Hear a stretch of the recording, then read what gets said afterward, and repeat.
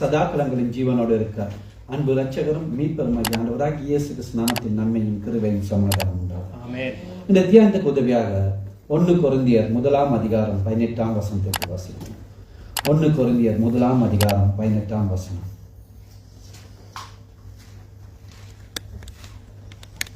சிலுவையை பற்றிய உபதேசம் கெட்டு போகிறவர்களுக்கு பைத்தியமாய் இருக்கிறது, ரட்சிக்கப்படுகிற நமக்கோ அது தேவ பலனாய் இருக்கிறது.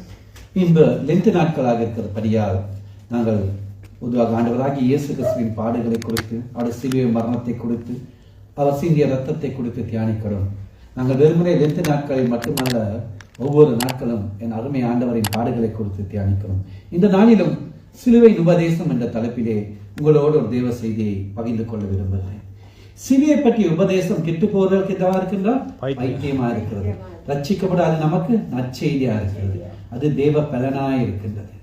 அந்த நற்செய்தியை அவர்கள் கேட்கிறார்கள், அதை விசுவாசிக்கிறார்கள், அதை ஏற்றுக்கொள்கிறார்கள், வாழ்க்கையிலே அபியாசப்படுத்துகிறார்கள். அப்போது அவருடைய வாழ்க்கையிலே மறுபிறப்பு என்ற ஒரு அதிசயம் நிகழ்கின்றது. பெரிய வெள்ளிக்கிழமைகளிலே பாருங்க, இந்த லெந்து நாட்களில் அதிகமாக நாங்கள் கல்வாரி அன்பை தியானிப்போம். சிலுவையில் ஆண்டவராகிய இயேசு கிறிஸ்து முழங்கிய அந்த 7 இணையற்ற வார்த்தைகளை தியானிப்போம். அது மட்டும் இல்ல, என்னென்ன ஆசீர்வாதங்களை சிலுவையில் ஆண்டவர் எங்களுக்காக சம்பாதிப்பதற்காரோ அவர்கள் எல்லாமே நாங்கள் சுகந்துக் கொள்வோம். நாட்களை விசேஷித்துக் கொள்கிறவன் கர்த்தருக்கென்று விசேஷித்துக் கொள்கிறான். ஆகவே வருடத்தில் 52 வெள்ளிக்கிழமைகள் இருந்தாலும் பெரிய வெள்ளியை நாம் விசேஷ நாட்களாய் தியானிக்கிறோம். அதிலே ஆண்டவருடைய காயங்கள், அவருடைய ரத்தம், அவருடைய துன்பம், அவர் பட்ட பாடுகள், அவர் சிந்திய ரத்தம், இப்படி அவர் அனுபவித்த வேதனைகள், அப்படி பல தியானங்களை தியானிக்கத்தான் எங்கள் உள்ளத்திலே ஒரு அனல் வருகிறது. ஆண்டவர் எனக்காக இவ்வளவு பாடுபட்டு இருக்கிறார். ஒரு நேச அக்கினியை மூடுகிறது. இந்த நாளிலும் நாங்கள் சிலுவையை பற்றிய உபதேசத்தை பார்ப்போம். பாருங்க, பழங்காலங்களிலே குரு சிஷ்யன் என்ற ஒரு உறவு முறை இருந்தது. அவர்கள் பலவிதமான குருக்கள் தங்கள் சிஷ்யருக்கு உபதேசங்களை அரிஸ்டாட்டில், சொக்ராட்டிஸ், பிளாட்டோ போன்ற அநேக தத்துவ ஞானிகள், கிரேக்க தத்துவ ஞானிகள் தங்கள் சீடர்களுக்கு பலவிதமான உபதேசங்களை அள்ளி கொடுத்தார்கள். அவர்கள் வழியில் வந்த கமாலியல் என்ற தத்துவ ஞானி கூட அவருடைய பாதவழியிலே சவுல் என்று பின்பு பவுலாய் மாறிய பவுல் கற்றுக்கொண்டார். தமஸ்கு போகு வழியிலே ஆண்டவர் அவரை ஆட்கொண்ட போது கிறிஸ்துவின் உபதேசத்தை அவர் சபைக்கு கொண்டார். புத்தருடைய உபதேசம் போதி மரத்தடியில் வந்தது. இப்படி பல ஞானிகள், மத போதர் பலவிதமான உபதேசங்களை இந்த உலகத்தில் போர்த்திருக்கார்கள். நமக்கெல்லாம் ஒரு உபதேசம் சிலுவை அடிவாரத்தில் இருந்து, அந்த கொல்கத்தா மலையில் இருந்து வந்தது. அதுதான் சிலுவையின் உபதேசம், கிறிஸ்துவின் உபதேசம், என்றென்றைக்கும் நிலைத்திருக்கக்கூடிய உபதேசம். ஆண்டவரோடு நெருங்கி வாழ்ந்த சாது சுந்தர் சிங் திருவடி உபதேசம் என்ற ஒரு புத்தகத்தில் இருக்கார். அருமையான புஸ்தகம். ஆண்டவருடைய பாடுகளை கொடுத்தும் சுவைய மனத்தை கொடுத்தும் அதை எழுதியிருப்பார். அதை வாசிக்க வாசிக்க உள்ளம் அப்படியே எங்களை உருகும். சிலுவையில் ஆண்டவராக இயேசு கிறிஸ்து தியானித்தது என்ன பாருங்க. 6ஆம் நாள் படைக்கப்பட்ட மனிதனுக்காக 6 மணி நேரம் அந்த விண்ணையும் மண்ணையும் படைத்த மன்னவன் தொங்கிக் கொண்டிருந்தார். 9 மணிக்கு அவரை சிலுவையில் அடைந்தனர். மாலை 3 மணிக்கு எனக்காம் உங்களுக்காம் ஜீவனை கொடுத்தார். அந்த 6 மணி நேரமும் அவர் பேசியது வெறுமனே 7 வார்த்தைகள். அந்த 7 வார்த்தைகளை பேச அவருக்கு ஒரு 6 நிமிஷம் கூட போயிருக்காரு. 7 வார்த்தைகள் தொடர்ந்து பேசினாரா? இல்ல, இடையிலேயே பேசியிருக்க வேண்டும். அந்த பேசுறதுக்கெல்லாம் ஒரு நேரம் இருந்தது. அநேக நேரம் அமைதியா இருந்தார். அத்த நேசியா சொல்கிறார், அவர் சத்தமிடாக்குற ஆட்டை போலவும் அவர் தம்முடைய வாயை திறவாதிருந்தார். அந்த சிலுவையின் உபதேசம் என்ன அடைய பிள்ளைகளே? முதலாவது அந்த சிலுவையின் உபதேசம் என்ன தெரியுமா? ஆண்டவர் சொல்லுகிறார், உன்னை நேசிக்கிறேன் மகனே மகளே என்று. அந்த நேசம் இந்த திருச்சபைகளிலே காணப்படாதது, விசுவாசிகளுக்கு காணப்படாதது என்று ஆண்டவர் தனிப்பட்ட ரீதியாக உங்களை ஒவ்வொருவரையும் பார்த்து சொல்றார், நான் உங்களை நேசிக்கிறேன் மகளே மகளே என்று அன்பு செலுத்துகிறேன். இந்த திருச்சபைகள் எங்கே அன்பு இருக்கின்றது?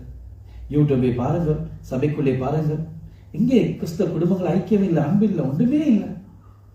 ஆனால் நம்ம ஆண்டவர் என்னை உங்களை பார்த்துக்கிறார். அவர் சிலுவை முதலாவது உன்னை நேசிக்கிறேன் மகளே மகளே.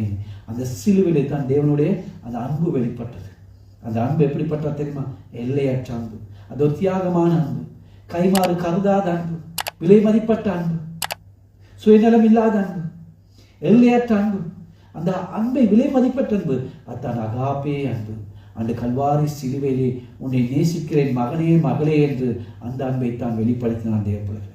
பாருங்க, வேதத்தில் நீங்கள் ஆரம்பத்தில் ஆதியாகமத்திலிருந்து வெளிப்படுத்தும் விசேஷம் வரை ஆண்டவருடைய அன்பு நம்மை நோக்கி வளைந்து வந்த போதிலும் சிலுவையிலே தான் அவருடைய தியாகமான அன்பை நாங்கள் பார்க்கிறோம். கல்மனகும் உருவாகும் அந்த கல்வாரி அன்பு என்று படிக்கிறோம், அப்படிதானே? ஆனா இந்த கிறிஸ்தவர்களோட மனசு அப்படி இருக்குதான்.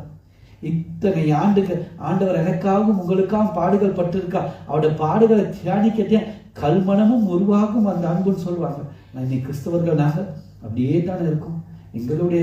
ஆனா உலகத்தாருடைய மனசு போல கூட கிறிஸ்தவ மனசு இல்லையே.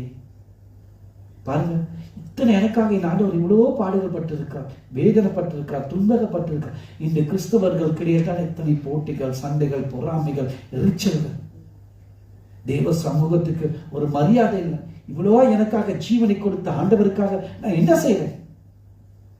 நாங்க சிந்திக்கணும், என்ன செய்யணும்? ஆண்டவருக்காக இவ்வளவு எனக்காக செஞ்சிருக்காரு. கல்மனக்கும் உருவாகும் கல்வாரி அன்பு, அந்த அன்புக்காக நான் என்ன செய்யறேன்? ஒருவன் யோவான் 15:13 சொல்லுகிறது, ஒருவன் தன் சிநேகிதருக்காக தன் ஜீவனை கொடுக்க அன்பிலும் அதிகமான அன்பு ஒருவனத்தையும் இல்லை. அதாவது ஒருவன் தன் நண்பனுக்காக இந்த உலகத்திலே இந்த பூமியிலே மரணத்தை ஏற்றுக்கொள்கிறான் என்றால் அதுதான் ஒரு உண்மையான பெரிய தியாகம். யாருக்காவது நாங்கள் ஒருத்தருக்காக போய் அவங்க ஜீவனை கொடுக்கிறோம். உண்மைக்குமே கிறிஸ்தவனுடைய சீடர்கள் அதற்கு அழைக்கப்பட்டிருக்காங்க. அநேக ஆண்டவருடைய சீடர்கள் ஆண்டவருக்காக ஜீவனை கொடுத்திருக்கார்கள். இன்னும் கூட அநேக சுவிசேஷகர்கள், போதகர்மார் தம் ஜீவனை கொடுத்து வாழ்க்கையை அர்ப்பணிச்சு, குடும்பங்களை அர்ப்பணிச்சு, தங்கள் வேலைகளை அர்ப்பணிச்சு ஆண்டவருக்காக ஊழியம் செய்து கொண்டு பாடுபட்டுக் கொண்டு இருக்கார்கள். ஆண்டவராக இயேசு கிறிஸ்து பாருங்க, நல்ல ஒரு உதாரணம் தானே. தன் சிநேகிதருக்காக தன் நண்பனுக்காக ஜீவனை கொடுத்தார் அல்லவா? இந்த உலகத்தில் பலவிதமான உறவு முறைகள் இருக்கின்றன. கணவன் மனைவி உறவு முறை இருக்கின்றன, பெற்றோர் பிள்ளை உறவு முறை இருக்கின்றன, நண்பர்களுக்கு உறவு முறை, சகோதரர்கள் உறவு, சில அன்பர்கள் போலியான சபையில் விசுவாசிகளுக்கு உறவு முறை, போலியான உறவு முறைகள். கண்ட பிரைஸ் பிரதர் சிஸ்டர், பின்னுக்கு அவங்கள பத்தி பேசுறது என்ன அன்பு? போலியான அன்பு. இந்த கணவன் மனைவி எத்தனையோ குடும்பங்களிலே ஒரு அன்பு இல்லை, பாசம் இல்லை, நேசம் இல்லை, சுயநலமான அன்பு, தேவைகளுக்காக பழகும் அன்பு, ஆசை காட்டி மோசம் போகும் அன்புகள், மாய்மலமான அன்புகள். இந்த சபைகளை திருச்சபையிலே மாய்மலமான அன்பு கூடவா இருக்கின்றது. கண்டா ஒரு மாதிரி, காணாத ஒரு மாதிரி. கண்டா பிரைஸ் லோட் எப்படி பதில் சுகமா இருக்கீங்களா? ஆனா மற்ற பக்கம் எங்கே அன்பு? அது பொய்யான அன்பு திருச்சபைகளே இல்லை.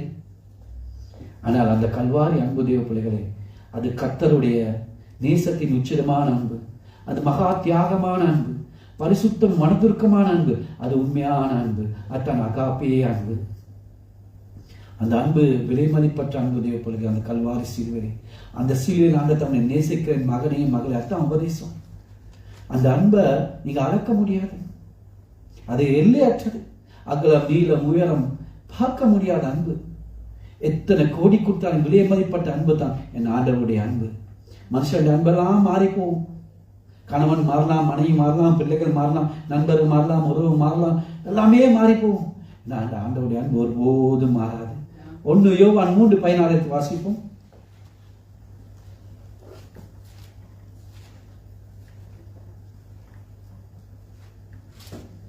1 யோவான் 3:16. அவர் தம்முடைய ஜீவனை நமக்காக கொடுத்ததினாலே அன்பு இன்னதென்று அறிந்திருக்கிறோம். நாமும் சகோதரருக்காக ஜீவனை கொடுக்க கடனாளிகளாய் இருக்கிறோம். அவர் தம்முடைய ஜீவனை நமக்காக கொடுத்தனால் அன்பு இன்னதென்று அறிந்திருக்கிறோம். நாமும் சகோதரருக்காக ஜீவனை கொடுக்க கடனாளி இருக்கிறோம். சகோதரருக்காக ஜீவனை கொடுக்க தேவையில்லை. சகோதரர்களை பத்தி எரிச்சலா பொறாமையா அவர்களை பத்தி குறை சொல்லாம இருந்தாலே நாங்கள் போதும். இத்தான் கல்வாரி அன்பு, உண்மையான அன்பு தேவ பிள்ளைகளே. இந்த உலகத்தில் திடீரென்று அன்பு காட்டுவார்கள். உங்களுக்கு காசு, பணம், பதவி, நீங்க உயர்ந்த ஸ்தானத்துல இருக்கும்போது உங்களுக்கு அன்பு காட்டுவார்கள். பிறகு பழகிட்டு ஓடி உங்கள்கிட்ட ஒண்ணுமே இல்லைன்னு அவங்களை யாருமே மதிக்க மாட்டாங்க. அப்படிதான் உலகத்தில் அன்பு. உங்களுக்கு காசு இருக்கு, பணம் இருக்கு, நீங்க நல்ல ஸ்தானத்தில் இருக்கீங்க, உங்கள்ட்ட ஒரு தேவை இருக்கு, எல்லாமே பழகுவாங்க. ஆனா கர்த்தருடைய அன்பு என்றென்றைக்கும் உள்ள அன்பு, அது மாறாத அன்பு தேவ பிள்ளைகளே. நேற்று மீண்டும் மீண்டும் நாளைக்கு மாறாத அன்பு. ஆண்டவருடைய அன்பு ஒரே மாதிரி இருக்கும். உனக்கு காசு இருக்கோ, பணம் இருக்கோ, அது எல்லாமே மாறாது. நான் தான் ஆண்டவர் மேற்குல டைமுக்கு மாறுவோம். ஆனால் ஆண்டோடைய அன்பு ஒரு போதும் மாறாத அன்பு தேவ பிள்ளைகளே. தம் இவ்வுலகத்திற்கு தம்முடைய அன்பு வைத்தபடி முடிவு பரியந்தம் அடுத்த அன்பு வைத்தார். அவர் முடிவு பரியந்தம் நமக்கு மரணம் நேரிடும் வரை, ஆண்டவருடைய வருகை வரை அந்த அன்பு மாறாத அன்பு. சில ஆண்டுகளுக்கு முன்பாக ஒரு வாலிபன் ஒரு கொலை செய்து விட்டு ஜெயிலுக்கு சென்றான். அவனுக்கு தூக்கு தண்டனை கொடுக்கப்பட்டது. இது உண்மையான சம்பவம் தேவர்களே. தூக்கு தண்டனை நாளும் விதிக்கப்பட்டது. அப்போது ஒரு சுவிசேஷகர் போதகர் சிறைச்சாலைக்கு சென்று ஆண்டவராகிய இயேசு கிறிஸ்துவின் தியாகமான அந்த அன்பை, உண்மையான அன்பை அவனுக்கு வர்ணித்து சொன்னான். மகனே, உன்னை ஒரு கொலைக்காரன் இல்லலாம், உன்னை எல்லாமே வெறுத்து இருக்கலாம். நீ நாளைக்கு தூக்கு சென்று மறித்தால் நீ எங்கே இருப்பாய்? உன் ஆத்மாவுக்கு என்ன ஆகும்? உன்னை உருவாக்கினவர், உன்னை தேடி வந்தவர், உனக்காக ரத்தம் சிந்தினவர், உனக்காக கடைசி ஒட்டு சிந்தத்தின் ஜீவனை கொடுத்தவர் உன்னை நேசிக்கிறார் மகனே மகளே என்று ஆண்டவருடைய அன்பை அவர் விளக்கினார். அந்த கொலைக்காரனுடைய கண்களில் கண்ணீர் வடிந்ததாம். அன்பானவர்களே, எத்தனையோ ஆண்டவருடைய அன்பை பற்றி, எத்தனையோ தேவனை பற்றி செய்திகள் சொல்கிறோம். எங்களுடைய கண்களில் கண்ணீர் வடிகிறதா? இல்லை. அன்றைக்கு தன்னுடைய உள்ளத்தை கர்த்தருக்கு ஒப்பு கொடுத்தான்.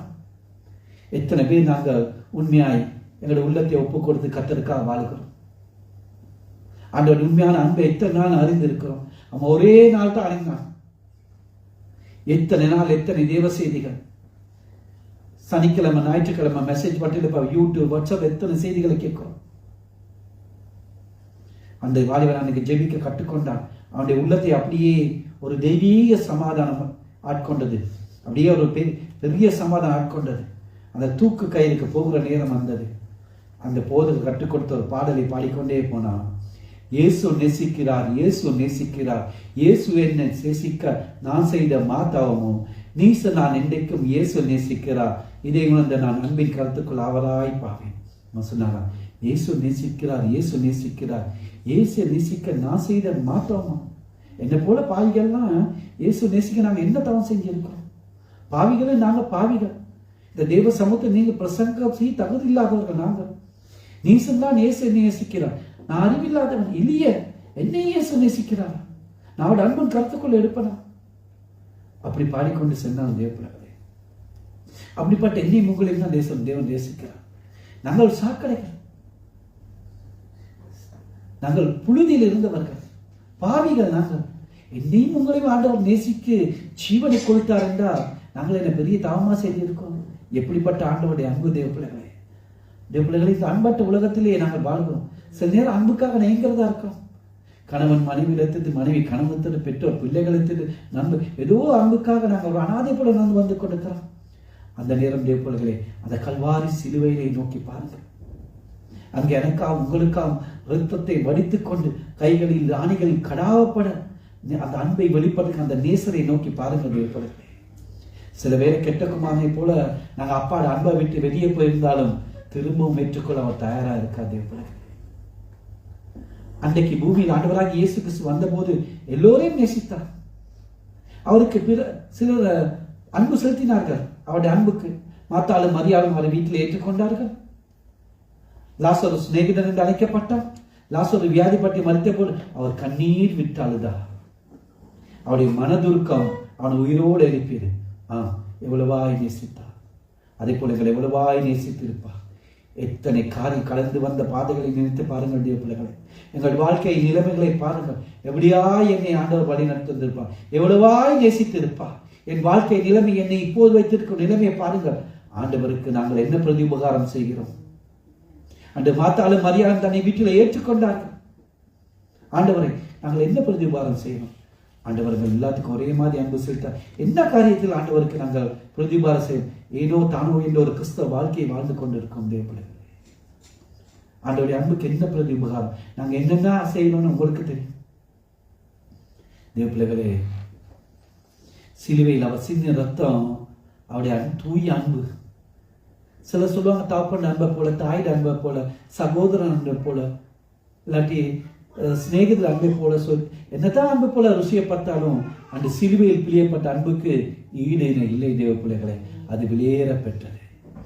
ஆகவே சிலுவையின் முதலாவது உபதேசம் உன்னை நேசிக்கிற மகனே மகளே என்று சொல்கிறார். இரண்டாவது லூக்கா 23:34 ஏ பகுதியை மற்றும் வாசிப்போம். லூக்கா 23:34 ஏ பகுதி.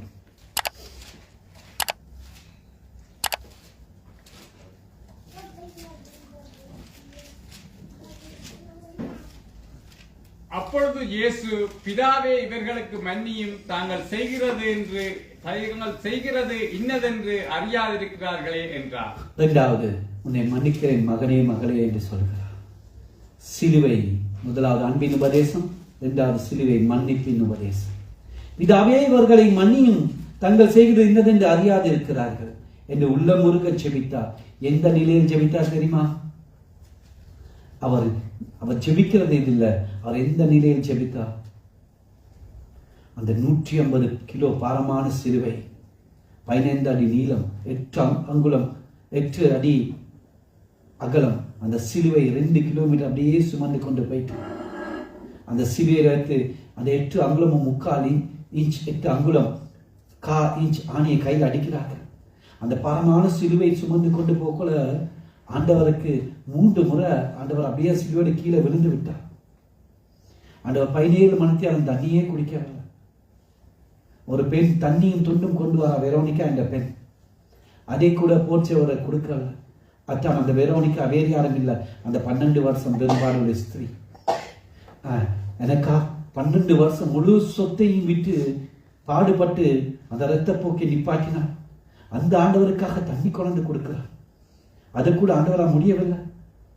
ஆண்டவர் 5480 காயங்கள், 150 ஆழமான காயங்கள் முதுகிலே, 17 முட்கள் அப்படியே ஆண்டவோட அந்த முச்செடியில குத்தி உள்ளுக்கு போயிட்டு, ஒரு முள் குத்தி ஆண்டவோட ஒரு பார்வை இழந்துதான் ஆண்டவர் அப்படியே அந்த சிலுவை சுமந்து கொண்டு வாருகிறார். தேவப்பிள்ளைகளே, 6 லிட்டர் ரத்தமும் ஆண்டவோட உடம்புல எல்லாம் போயிட்டு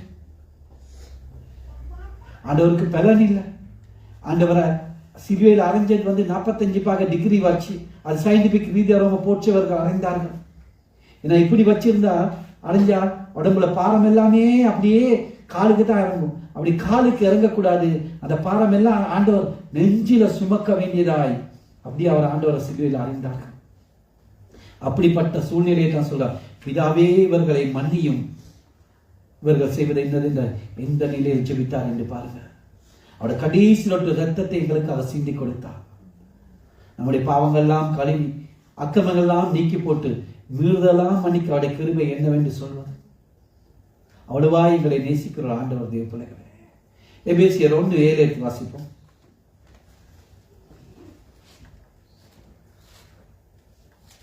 எபேசியர் 1:7 அவருடைய கிருபையின் ஐஸ்வரியத்தின்படியே இவருடைய இரத்தத்தினாலே பாவ மன்னிப்பாகிய மீட்பு இவருக்குள் நமக்கு உண்டாயிருக்கிறது.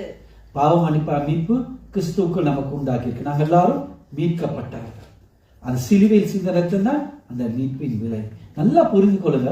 மீட்பின் பயன்களில் ஒன்று தான் பாவ மன்னிப்பு. பாவ மன்னிப்பும் மீட்பும் ஒன்று அல்ல. மீட்பின் கனிகளில் ஒன்று தான் பாவ மன்னிப்பு. நம்முடைய பாவங்களை மன்னிக்கப்பட வேண்டும் என்றால் அதிகாரத்துக்கு முன்பாக பரிகாரம் செலுத்த வேண்டும். அதுதான் 2025 வருடங்களுக்கு முன்பாக எனக்காகவும் உங்களுக்காகவும் நம்மை அருமை ஆண்டவர் அந்த கொல்கத்தா மலையிலே முழு பரிகாரத்தையும் செலுத்திவிட்டார். அதுக்கு செலுத்துகிறேன் தன்னுடைய ஜீவன். பாருங்க, மன்னிப்பின் என்னை உங்களை மன்னித்திருக்க அளவு என்று சொல்லுகிறார். அவருடைய கிருபை ஐஸ்வரியத்தின் படியே அவருடைய கிருபை எங்களை அளக்கக்கூடுமா?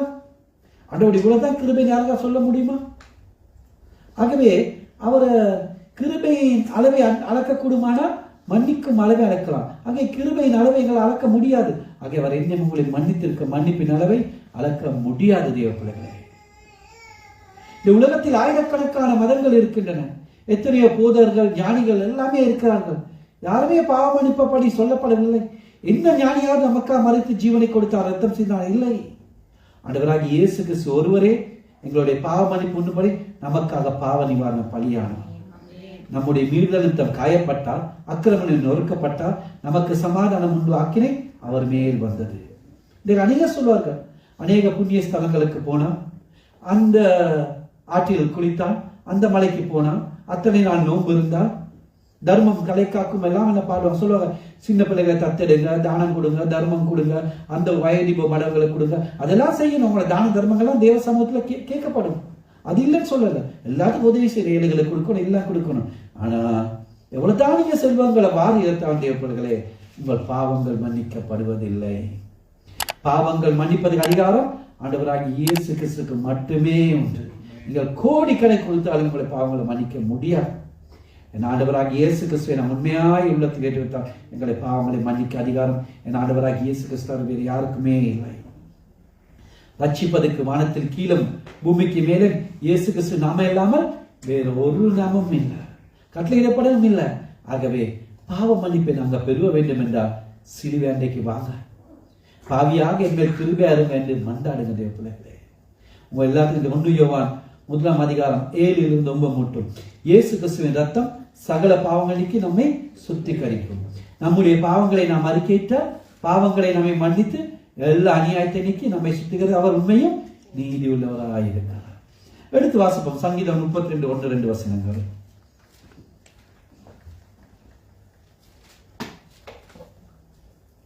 எவனுடைய மீறுதல் மன்னிக்கப்பட்டதோ, எவனுடைய பாவம் மூடப்பட்டதோ அவன் பாக்கியவான். எவனுடைய அக்கிரமத்தை கர்த்தர் எண்ணாதிருக்கிறாரோ, எவனுடைய ஆவியில் கபடமில்லாதிருக்கிறதோ அவன் பாக்கியவான். ஆமென். எவனுடைய மீறுதல் மன்னிக்கப்பட்டதோ, எவனுடைய பாவம் மூடப்பட்டதோ அவன் பாக்கியவான். எவனுடைய அக்கிரமத்தை கர்த்தர் எண்ணாது இருக்கிறானோ, எவனுடைய ஆவியில் கபடமில்லாதிருக்க அவன் பாக்கியவான். இவெல்லாம் நடக்க வேண்டும் என்றால் ஆண்டவராகிய இயேசுக்கு சிலுவை என்று வர வேண்டும் தேவர்களே. நாங்கள் பாவத்தை அறிக்கையிடாமல் போனால் பாவ மன்னிப்பை பெற முடியாது. யாருமே பரிசுத்தமான இல்லை. ஆண்டவருடைய பாவ மன்னிப்பு நாங்கள் பாவங்கள் அறிக்கையிடும், இல்லாட்டி நம்ம அந்த பாவம் பின்தொடர்ந்து கொண்டே இருக்கும். பாவம் உன் வாசற்படியில் படுத்திருக்கும் என்று வேதம் சொல்லுகின்றது. உன் வார வயதின் பாவங்கள் எலும்புகளோடு படுத்திருக்கும் என்று வேதம் சொல்லுகின்றது. அத்தோடு நிற்பதில்லை, அது எங்களை பாதாளத்துக்கே கொண்டு போய்விடும். எங்களுடைய பாவங்களை அறிக்கிட்டு மெய்யாக கல்வி சிலுவையாண்டில் செல்லும் போது என் ஆண்டவராக எப்படி ஒரு பிள்ளைய நாங்கள் பிள்ளைகள் ரோட்ல தூசியில விளையாட என்ன செய்வோம், அதை கூட்டு வந்து நல்லா குளிப்பாட்டி நல்லா சோப்பெல்லாம் போட்டு நல்லா பவுடர்லாம் போட்டு அழகா வச்சிருப்போம். அந்த பிள்ளை தூசி அதிகமாய்த்தான் நம்முடைய பரம தகப்பன் சிலுவையாண்டில் அழைத்து சென்று அவருடைய விலையேறப்பட்ட ரத்தத்தினால் என்னையும் உங்களை கழுவி பரிசுத்தமாக்கி எங்கள் பாவங்கள் எல்லாம் மன்னித்து எங்களை பரிசுத்தமாக்குறார்கள். நாங்கள் செய்ய வேண்டியது உண்மையாய் அவருடைய சிலுவை அண்டையில் செய்து என் ஆண்டவரின் அன்பின் முகத்தை பார்க்க வேண்டும். முதலாவது ஆண்டவர் சொல்கிறார், சிலுவையினர் உன்னை மன்னிக்கிறேன், உன்னை நேசிக்கிறேன் மகனே மகளே என்று. இரண்டாவது சொல்கிறார், உன்னை மன்னிக்கிறேன் மகளே மகனே மகளே என்று. மூன்றாவது கலாத்தியர் 3:13.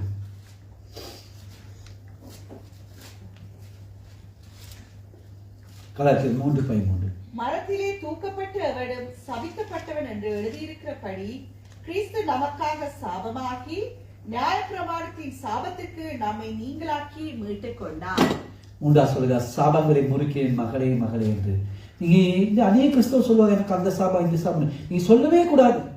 2025 ஆண்டு கல்வாரி சிலுவையில் ஆண்டவர் எல்லா சாபங்களை முறித்து போட்டு விட்டார்.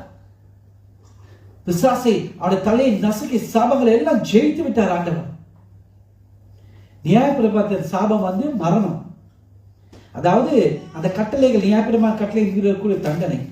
நியாயப்பிரமாண கோரிய அந்த மரண தண்டனையை செலுத்த வேண்டிய மக்களாகிய அந்த நியாயப்பிரமாண கீழ்பட்டவர்களை மீட்கும் போதுதான் அன்று ஆண்டவர் அந்த விலக்கிரயத்தை செலுத்தினார். பாவங்களுக்கு எதிரான தேவனுடைய அந்த அச்சமடைகிற அந்த கோபத்தை பிதா பரிசுத்தர் அந்த பாவத்தை பார்க்க விரும்பாதவன். அவர் பரிசுத்த கண்ணன். அந்த மனு குலத்தின் பாவையை பார்க்க விரும்பாத பிதா எவ்வளவு கோபப்படுவார். அதை எல்லா கோபத்தின் ஆண்டவராக இயேசு கிறிஸ்து எனக்கா உங்களுக்கா மரணம் அடைந்தாரே போலே அந்த மரணம் அடைந்த என்னை உங்களால் ரத்தத்தினாலே மீட்டுக் கொண்டார். பதிலாக என்னும் போது தேவனுடைய சாபம் எல்லாமே அவர் மேல் வந்தது. ஆண்டவராக இயேசு கிறிஸ்து தம்மில் பாவம் இல்லாதவர், அவர் பரிசுத்தர். ஆனால் இந்த முழு மனித குலத்தின் பாவங்களும் சாபங்களும் அவர் மீது சுமத்தப்படத்தான் அந்த அவர் கெத்செமனே தோட்டத்திலே தேவ பிள்ளைகளை தாங்க முடியவில்லை. முழு மனித குலத்தின் பாவங்களும் இந்த ஆண்டவராக இயேசு கிறிஸ்து இறங்கத்தான் அவளை தாங்க முடியாது. பிதாவின் முகம் மறைக்கப்படுவது அவர் தாங்க முடியவில்லை. ஆண்டவர் தாங்க முடியாம தான் அந்த ரத்த நாளங்கள்லாம் ஆண்டவரை உடைந்து அப்படியே அந்த வேர்வை பெரும் துளிகள் அப்படியே ரத்தமாய் வெளிவந்தது. அவ்வளவு மனித குலத்தின் சாபங்களும் பாவங்களும் என் ஆண்டவர் மீது சுமத்தப்பட அந்த சாபங்களை முறிக்க அவர் இதாக்கும் போது பிதாவின் முகம் மறைக்கப்படுகின்றது. ஆண்டவர் தாங்க முடியல. அதற்காகத்தான் ஆண்டவர் ரத்தம் சிந்தினார். நான் படைத்த மனிதர்கள் என்னை அடித்து துன்பப்படுத்தி என்னுடைய ரத்தத்தை எடுக்க முன்பாய் எனக்காக உங்களுக்காக ரத்தம் சிந்தினார்கள். அவருடைய சிலுவை மரணம் எந்த ஒரு ரட்சிக்கப்பட்ட விசுவாசிக்கு நினைவில்லை என்றால் அவன் உண்மையிலே ரட்சிக்கப்படவில்லை என்ற அர்த்தம். குற்றவாளிகளை தீர்க்கப்பட்டவர் மரத்தில் தூங்கப்படும் போது அவர்கள் தேவனுடைய சாபத்துக்கு உட்பட்டவர் என்பது ஞாபகம் அது அடையாளம். ஆனால் நம்முடைய ஆண்டவர் தம்முடைய படைப்புகளுக்காக தன் கரத்தினால் படைத்த மனிதனுக்காக தன் சாபத்தை சுமந்தார். தேவர்களே, ரட்சகரை எப்படி பலிக்க வேண்டும் என்று ஏசியா சொல்லி இருக்கிறார். இந்த அநேக வீடுகளில் சாபங்கள் ஆளுகை செய்கின்றன.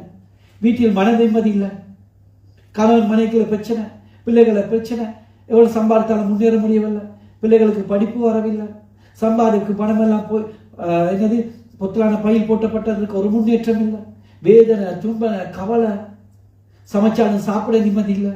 எத்தனை குடும்பங்களில் சாபங்கள் இருக்கின்றன. கல்வாரி சிலுவையில் ஆண்டவராகிய இயேசு கிறிஸ்து நம்முடைய சாபங்களை எல்லாம் சுமக்க தீர்மானித்தார். முள்மூடி என்பது சாபத்தின் சின்னம். தேவ பிள்ளைகளே, ஆண்டவர் இந்த உலகத்தை படைக்கும் போது முட்களும் குறுக்களும் இருக்கவில்லை. ஆதி தகப்பன் பாவம் செய்த பிறகுதான் பூமியில முள்ளும் குறுக்கும் முளைக்க கடவுள் என்ற ஆண்டவர் சாபத்தை விட்டார். அதற்கான சாபத்தை எல்லாம் ஆண்டவர் ஏற்றுக்கொண்டு தான் முட்கள் சூட்டப்பட்டது. அந்த சாபத்தின் அடையாளம் அந்த பீனா கிறிஸ்டிமுள் என்று சொல்லுகிற கொடிய விஷமுள்ள ஆண்டவர் ஏற்றினார். சிலுவையிலே அவர் அடையும் போது அந்த முட்களத்தை ஆண்டவருக்கு போற்றினார். ஆண்டவர் கல்வாரி சிலுவையிலே சாபத்தை எல்லாம் முறித்து விட்டார். இனி எங்களுக்கு சாபம் இல்லை.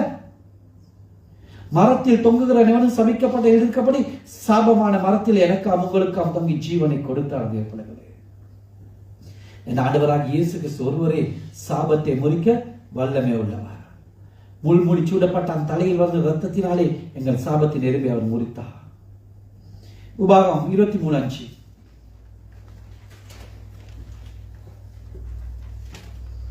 உபாகம் 23:5.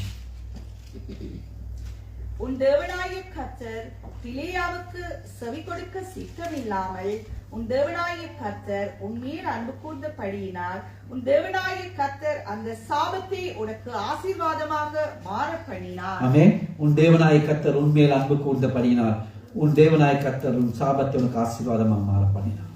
இந்த சாபத்தை 1000 வழிகள் நான் சம்பாதித்துக் கொள்ளலாம். சில பொறாமையில மற்றவரை சவிப்பார்கள்.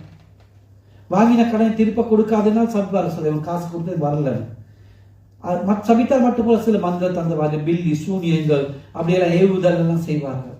ஜனங்களால் வருகிற சாபங்களும் உண்டு, நாங்களே நமக்கு தேடிக்கொள்ள சாபங்களும் இருக்கு. தேவப்படைகளை சம்பாதித்துக்கொள்ள சாபம் முற்பிதாக்கள் வருகின்ற சாபங்களும் உண்டு.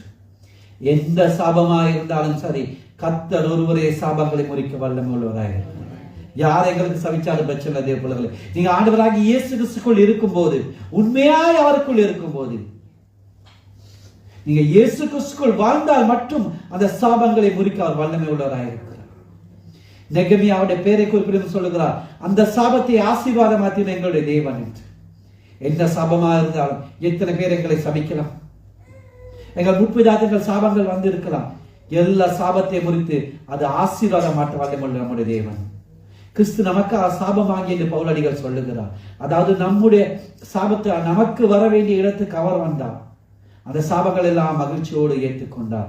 வெளிப்பாடு 22:3 சொல்லுகின்றது, இனி சாபம் வராது, தேவனும் ஆட்டுக்குட்டியாலும் இருக்க சிங்காசனம் அதில் இருக்கும் என்று.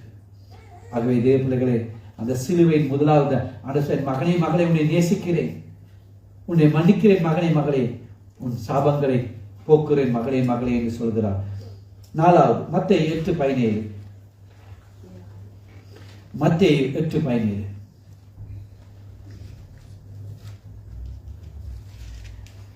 அவர் தாமே நம்முடைய பலவீனங்களை ஏற்றுக்கொண்டு நம்முடைய நோய்களை சுமந்தார் என்று. போதும், உன்னை குணமாக்குறேன் மகனே மகளே என்று சொல்லுகிறார். சிலுவையின் உபதேசம் என்ன? சிலுவையில் நமக்காக காயங்களின் தழும்புகளை ஏற்றுக்கொண்டு ஆண்டவராகிய இயேசு கிறிஸ்து உங்களை பார்த்து சொல்லுகிறார், என் தழும்புகளால் உன்னை குணமாக்குறேன் மகனே மகளே என்று. இந்த இடத்தில் யாராவது நீங்க பலவீனமா இருக்கலாம், ஏதோ உடம்பத்தில் பலமில்லாமல் வியாதியோடும் வேதனையோடும் துன்பத்தோடும் இருக்கலாம், தீராத ஒரு பிரச்சனையா இருக்கலாம். ஆண்டவர் சொல்கிறார், என் தழும்புகளால் உன்னை குணமாக்கும் மகனே மகளே என்று சொல்லுகிறார். உன்னை குணமாக்கும்படி கிளியோத்தின் பிசித்தைலமாக என் ரத்தத்தை சிந்தி கொடுக்கிறேன் என்று எங்களுக்கு வாக்களித்து இருக்கிறார். அவனுடைய வாக்கு தத்தெல்லாம் ஆமென்றும் ஆமேண்டும் என்று இருக்கின்றது. அவர் போயிருக்க மனுஷனும் அல்ல, மனமாற மனுபுத்திரமா அவர் சொல்லியும் செய்யாதிருப்பாரோ, வசனத்தை நிறைவேற்றாதிருப்பாரோ. அப்படிப்பட்ட ஆண்டவருக்கு அவர் நம்புங்க. அவருடைய குணங்களால் உங்களை அவர் குணமாக்குவார். எந்த பலவீனமா இருந்தாலும் ஆண்டவரை நம்புங்க. 1 பேதுரு 2:24.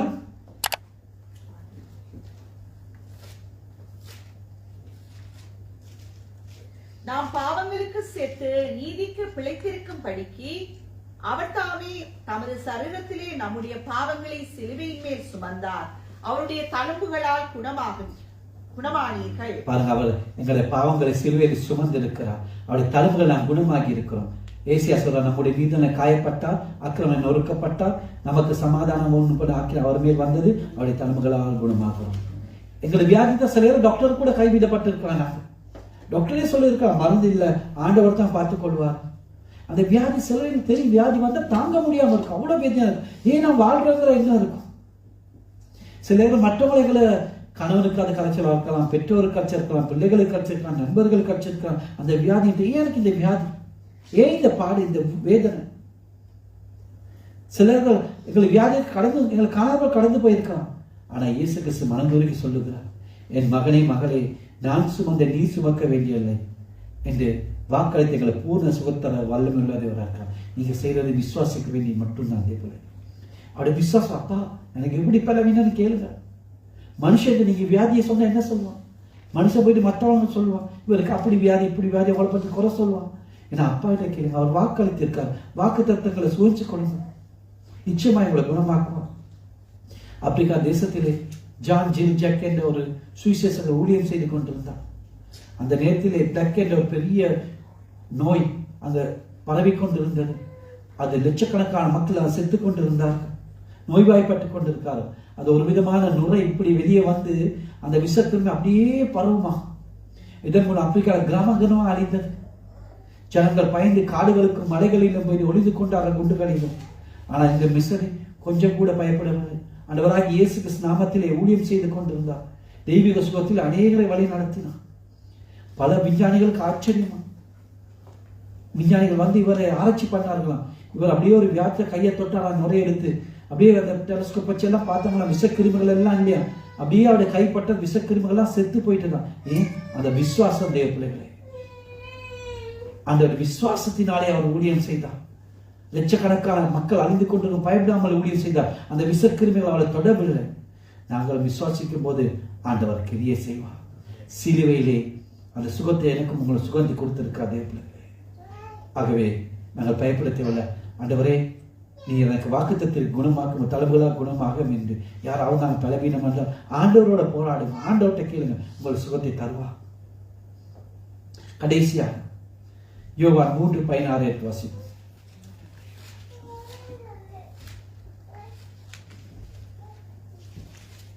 தேவன் தம்முடைய ஒரே பேரான குமாரனை விசுவாசிக்கிறவன் எவனோ அவன் கெட்டு போகாமல் நித்திய ஜீவனை அடையும்படிக்கு அவரை தந்தரலி இவ்வளவாய் உலகத்தில் அன்பு கூர்ந்தார். ஆண்டவர் சிலுவை சொல்லார், மகனே மகளே, உன்னை நேசிக்கிறேன், உன்னை மன்னிக்கிறேன் மகனே மகளே, உன் சாபங்களை முறிக்கிறேன் மகளே, உன்னை குணமாக்கிறேன் மகனே மகளே.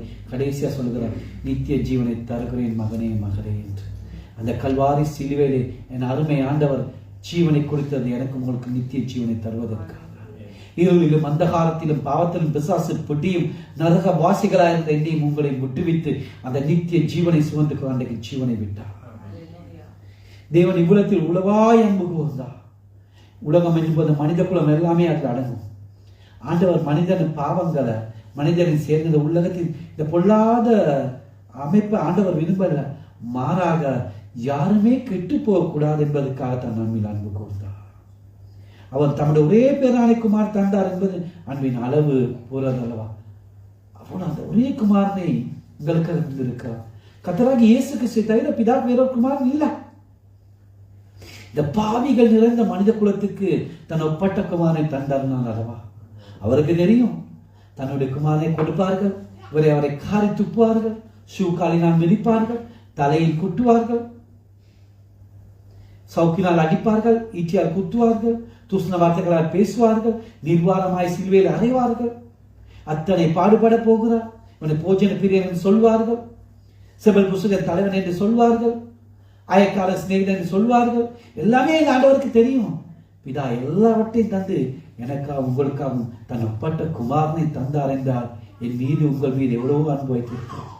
அந்த அன்பை என்னவென்று சொல்வதே பிள்ளைகளே. நாங்கள் எப்படி இருக்கோம்? தந்தாரே அவருடைய எல்லா அன்பு, அந்த எல்லையற்ற அன்பு அதை வெளிப்படுகிறது அல்லவா? அந்த அகாப்பி அன்பு வெளிப்படுகிறது அல்லவா? எதற்காக? மனிதர்கள் எல்லோரும் ரட்சிக்கப்பட்டு நித்திய ஜீவனை பெற வேண்டும் என்பதற்காக. ஒரு மனிதன் நித்திய ஜீவனை தருவதற்கு முன்பு ஆண்டவராக இயேசு கிறிஸ்து அவனுக்காக, உங்களுக்காக, எனக்காக செய்தை நாங்கள் ஏற்றுக்கொள்ள வேண்டும். உண்மையாக ஆண்டவர் எனக்காக உங்களுக்காக என்ன செய்திருக்கார் என்பதை அறிந்து அதை ஏற்றுக்கொள்ள வேண்டும். யாருமே அழிந்து போக வேண்டிய அவசியம் இல்லவே. என்ன வேதம் சொல்லுகின்றது? எல்லாத்துக்கும் வழி உண்டாக்கப்பட்டது. நானே வழியும் சத்தியமும் ஜீவனும் ஆயிருக்கேன் ஆண்டவர் சொல்லியிருக்கார் அல்லவா? நாங்கள் என்ன செய்யணும்? ஒவ்வொருவரும் ஆண்டவராக இயேசு கிறிஸ்துவை சொந்த இரட்சகராக நாங்கள் ஏற்றுக்கொள்ள வேண்டும். அவருடைய உண்மையான சிலுவையாண்டை செல்லும் போது நாங்கள் நித்திய ஜீவனை பெற்றுக்கொள்ள முடியும். உண்மையாய் செல்லணும். முழு இதயத்தோடும் முழு ஆத்மா பலத்தோடும் என் ஆண்டவருக்கு நாம் செல்வோமானால், என் ஆண்டவர் எனக்காக உங்களுக்காக செய்த எல்லாவற்றையும் ஏற்றுக்கொண்டு விசுவாசித்து நானும் நீங்களும் கிறிஸ்துக்குள் வாழ்வோமானால் அந்த நித்திய ஜீவனை பெற்றுக்கொள்ள வரும். வெறுமனவே நான் ஒவ்வொரு நாளும் சொல்லும் போது இந்த 2 மணிக்காக மட்டுமல்ல, சனிக்கிழமை ஞாயிற்றுக்கிழமை மட்டுமல்ல, ஊழியக்காரர்களை கண்டா மட்டுமல்ல, எங்கள் வாழ்க்கையில் 24 மணிக்கான உண்மையாய் ஒரு கிறிஸ்தவனாய் வாழணும். கல்வாரி சிலுவையிலே என் அருமை ஆண்டவர் பிதாவின் கையில் தன் ஆவியை ஒப்புக் கொடுத்து எனக்கும் உங்களுக்கும் நித்திய ஜீவனை தந்திருக்கா. எங்களுடைய வேளா சுகத்தை கொடு மற்ற நித்திய ஜீவனை தந்திருக்கா. அந்த பிள்ளைகள் அந்த அளவில்லாத நித்திய பேரின்ப வாழ்க்கையை நமக்கு தருவதற்காகத்தான் அந்த கல்வாரி சிலுவையிலே எனக்கு அவங்களுடைய ஜீவனை ஊட்டி கொடுத்தார். நம்ம அருமை ஆண்டவரை பாருங்க, அவர் கண்ணீர் சிந்தினார், வேர்வை சிந்தினார், கடைசி ரொட்டி ரத்தத்தை சிந்தினார், ஆத்மாவை மரணத்தில் ஊற்றினார். விண்ணையும் மண்ணையும் படைத்த வரவன் இந்த பாவிகளுக்காக எத்தனை காரியங்களை செய்தார். உடம்புல ரத்தம் இல்லை, 6 லிட்டர் ரத்தமும் போயிட்டான். உலகத்தில் ஒவ்வொரு நான் தன் ஜீவன் பலியாக பார்த்த எதற்காக? நமக்கு நித்திய ஜீவனை தருவதற்காக தாண்டிய பிள்ளைகள் அந்த ஆத்மாவை அவர் அப்படியே ஜீவ பலியாக எங்களுக்கு வார்த்து கொடுத்தார்.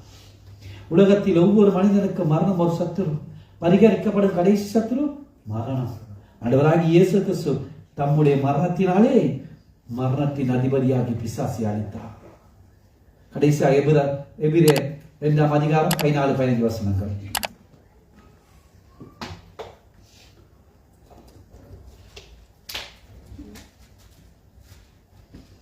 எபிரேயர் 2ஆம் அதிகாரம் 14-15 வசனங்கள். ஆதலால் பிள்ளைகள் மாம்சத்தையும் இரத்தத்தையும் உடையவர்களாய் இருக்க அவரும் அவர்களைப் போல் மாம்சத்தையும் இரத்தத்தையும் உடையவரானார். மரணத்துக்கு அதிகாரியாகிய பிசாசானவனை தமது மரணத்தினாலே அழிக்கும்படிக்கும் ஜீவ காலமெல்லாம் மரண பயத்தினாலே அடிமைத்தனத்துக்கு உள்ளானவர்கள் யாவரையும் விடுதலை பண்ணும் படிக்கும் அப்படியானார். இந்த மனித குலமே பாவத்தினால மரணத்துக்கு அடிமையாக மரண பயத்தோடு இருந்தார். அந்த மரண பயத்தை என்னையும் உங்களை விடுதலையாக்க வேண்டும் என்றால் அவர் மாம்சமும் ரத்தத்தோட பூமிக்கு வர வேண்டும். அவர் மாம்சமும் ரத்தமும் ஆண்டவர் இந்த பூமிக்கு வரைந்தால் அதை மீட்படைய முடியாது. அவர் மாம்சத்தோடு ரத்தத்தோடு இந்த பூமிக்கு வந்து தன் ஜீவனை ஊட்டி கொடுத்து உங்களை விடுதலை பண்ணிருக்க. மரண பயத்தில் நித்திய ஜீவனை சொல்லிருக்கார். ஆண்டவராகிய இயேசு கிறிஸ்து மரணத்தை விட்டிருந்தும் மகிமையான கணத்தினால் முடி சொல்லப்பட்டிருக்கிறார். எனக்கு உங்களுக்கு நித்திய ஜீவனை தரார். மரணத்தை ஜெயித்தார், பாதாளம் ஜெயித்தார், சாத்தானை ஜெயித்தார். மரணமே உன் கூரெங்கே, பாதாளமே உன் ஜெயமெங்கே என்று வெற்றி முழக்கம் என்றார். ஆகவே அன்பானவர்களே, மரணம் என்னை உங்களை சேதப்படுத்துவதில்லை, பாதாளத்தின் வாசல்கள் எங்களை மேற்கொள்வதில்லை. நாங்கள் ஒவ்வொருவரும் ஜெயம் கொண்ட பரிசுத்தவான்கள் பரலோகத்தில் காணப்படுவோம். அந்த ஒளிமயமான தேசத்தில் எந்தெந்தைக்கும் மகிழ்ச்சியோடு கர்த்தருடைய புண்ணியங்களை பாடப்போகிறோம். அதற்கு நாங்கள் என்ன செய்யணும்? உண்மையான ஒரு கிறிஸ்தவ வாழ்க்கை வாழ முடியல. சிலுவையில் ஆண்டவர் இவ்வளவா எனக்காக உங்களுக்காக பாடுபட்டிருக்கார் அல்லவா? கொஞ்சம் நினைப்போமே, என் ஆண்டவர் இவ்வளவா எனக்காக பாடுபட்டிருக்கார். ஆண்டவருடைய பாடுகளை பற்றி பேச போனா பேசிக்கொண்டே இருக்கலாம். தேவ பிள்ளைகளை, ஒவ்வொரு நாளும் 365 நாளும் சிலுவை உபதேசம் எடுக்கலாம், சிலுவை பற்றி பேசலாம். அவ்வளோ ஒரு நல்ல ஆண்டவர் எனக்கும் உங்களுக்கும் இருக்கார். அந்த ஆண்டவர் நான் உண்மையாக வாழணும், எங்களை முட்டினதை செய்யும். ஆண்டவர் சொன்ன ஆண்டவர் தான் சபை. அவருடைய சுய ரத்தத்தினால் உருவாக்க சபமாகிய சபை. அவர் தலையா இருக்கிறார், நாங்கள் சரீரம். சபை சொன்னா அவருடைய சரீரம். சரீரத்தில் நான் உண்மையா இருக்கணும். சபைக்கும் கூட தேவ பிள்ளைகள் எல்லா காரியங்களையும் நீ இருக்க ஆண்டவர் வேறு சபை வேணும். இது அவருடைய சொந்த சுய ரத்தத்தினால் உருவாக்கப்பட்ட திருச்சபை. இது ஏதோ தானே வந்து போகிற இடம் அல்ல. இது விளையாட்டு ஸ்தானம் அல்ல. எல்லா ஆட்டுக்கும் ஞாயிற்றுல கணக்கு ஒப்பிக்க வேண்டிய பிள்ளைகளே. அங்கே பரிசுத்தத்தோடு வாழும். பரிசுத்தம் உள்ளவன் இன்னும் பரிசுத்தமாகட்டும் என்று வேதமே சொல்லுகின்றது. பரிசுத்தத்துக்கு எல்லையே இல்லை. இவ்வளவா என்னை உங்களை நேசிக்கிறேன்.